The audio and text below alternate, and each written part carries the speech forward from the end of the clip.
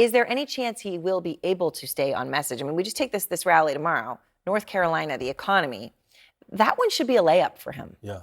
I mean, they're clearly putting in parameters in place to put this candidate in positions where he can succeed. But I would say, like, this is Donald Trump. We've asked this question so many times over the last year. And honestly, I think we should reframe the idea of message discipline with Donald Trump. I mean, when there is a person like Joe Biden across from him, he's more willing to talk about the economy. He's more willing to talk about the substance. When there's a person of color, when there's a woman, when there's someone who kind of puts him on edge, he has consistently been someone who leans into those personal attacks and the ad hominems, who leans into conspiracy theories. And I think, to Kristen's point, reaches out to whoever is kind of giving him the most affirming pieces of information. Yeah. And so I think it's actually been fairly consistent that we get this version of Donald Trump when there is a Kamala Harris on the other side. And I frankly think he's just wrestling with the race that he did not expect to have. At the Republican National Convention, I think about that last speech on the Thursday, there was such promise of Donald Trump kind of finding a different version of himself. Republicans were signaling that this was going to be a different version of Donald Trump.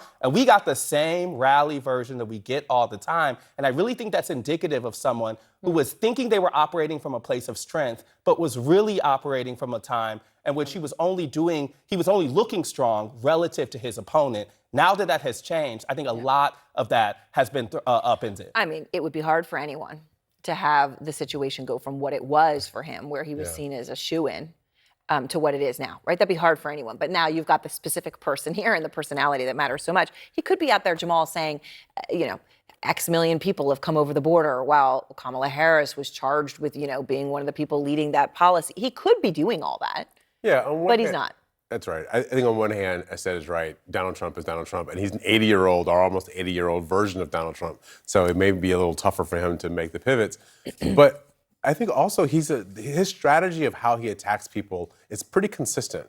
And one thing that he does is he goes after people's strengths. He goes after the thing that he thinks is going to actually wound them in the public mind, right? And so for him, he's got to go after Kamala Harris on something. He's got to make her dumb. He's got to try to make her not appealing in some way that he thinks people already find her to be appealing.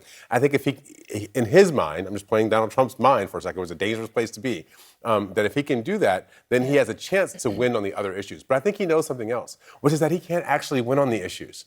Because although they want to talk about the economy and people care, they want to talk about inflation and people care, even though we're starting to see the polls now even up for Kamala Harris in some of these polls.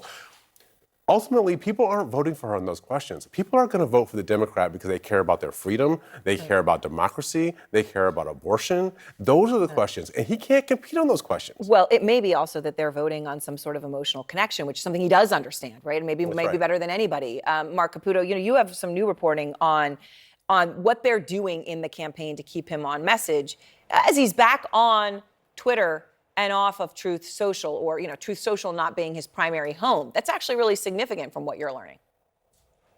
Well, that's an example of Donald Trump saying, look, let me grab the mic. And he knows he's got the biggest megaphone on Twitter. That is a double-edged sword for him, however, because when he started questioning when he raised the conspiracy theory of the AI-generated crowds, he did that on Truth Social. It got a lot of attention, but it's going to get a lot more attention on Twitter if he does that. In addition to that, they have the mini rally ideas. Here, let's put it in a smaller setting, have it more policy-focused. One of the things that you'll notice from that clip you played earlier of Donald Trump talking about being at a rally and not wanting to be on script, he's a performer as well as a candidate. One of the people I spoke to said, look, he likes to be at the center of attention, and he wants to give his crowds, his people, a show. There's going to be less of a pressure doing that at these mini rallies. They're also bringing back a top aide, Taylor Budowich, who is good at messaging and is well-liked both by Trump and by Vance, J.D. Vance, the vice presidential running mate.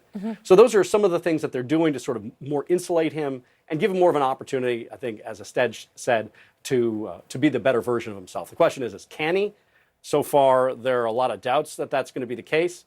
He is going to be doing more local press interviews. He's doing them from Mar-a-Lago. They have a satellite pack there where they're starting to dial in a little more. And I wouldn't be surprised if they started doing more press conferences as well. Yeah, it was a bit of a dumpster fire last Thursday, but they really liked it because it meant that Donald Trump was at the center of attention. Does a small rally, a mini rally, that almost seems like an oxymoron in Trump's world, Stephanie? Is that something that he can thrive in? Well, the short answer is no.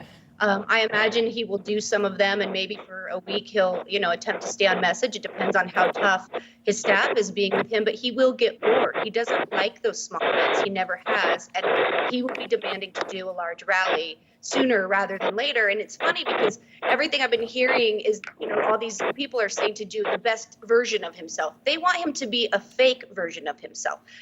Donald Trump is a bombastic narcissist, and he loves attention, and he is not going to be happy, being quiet or being on message. It's not who he is. And so they all know that. Look, we did this a million times. We did it in 2016. We did it throughout our time in the White House. We were always trying to keep him on message. Everybody was frustrated all the time. We went through tons and tons of staff. You all know that. And this is just, version 27 now. So Astead, obviously J.D. Vance came up in this, and he has been on message, right, pushing the specifics for Trump.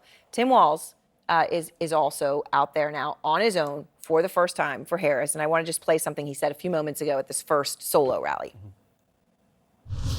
I happen to be the first union member on a presidential ticket since Ronald Reagan.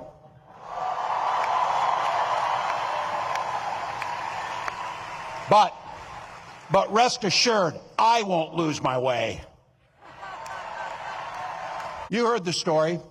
You knew Vice President Harris grew up in a middle-class family, picked up shifts at that McDonald's as a student. I keep asking this to make a contrast here.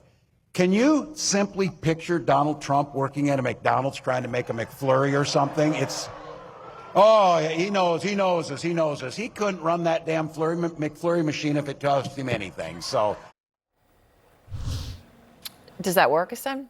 I think that this is a cohesive message that you're seeing between Harris and Walz about their upbringing, and most importantly, the fact that their policies reflect their upbringing. They're going to say that it's not just that they came from middle-class families, but that they are pushing an agenda that helps middle-class families. And so even if J.D. Vance comes from a working-class background, and certainly Donald Trump does not, that they're pushing policies that don't benefit those type of people. And that's a thing that I think reflects the reason why she chose him in the first place, greater than kind of progressive or moderate or things that I think people are doing. It's about a cohesiveness of message that I think is going to serve them well. But to your point about J.D. Vance, he is landing these attack lines, but he's only doing it, I think, from a place of kind of throwing bombs from afar. And I think what Walz has an opportunity to do is define himself for the country. And so what this ticket and the unique opportunity that Democrats have is that while Republicans are busy talking about whatever messages of the day or whatever ad hominem attack of the day, they are going out to voters and trying to define themselves.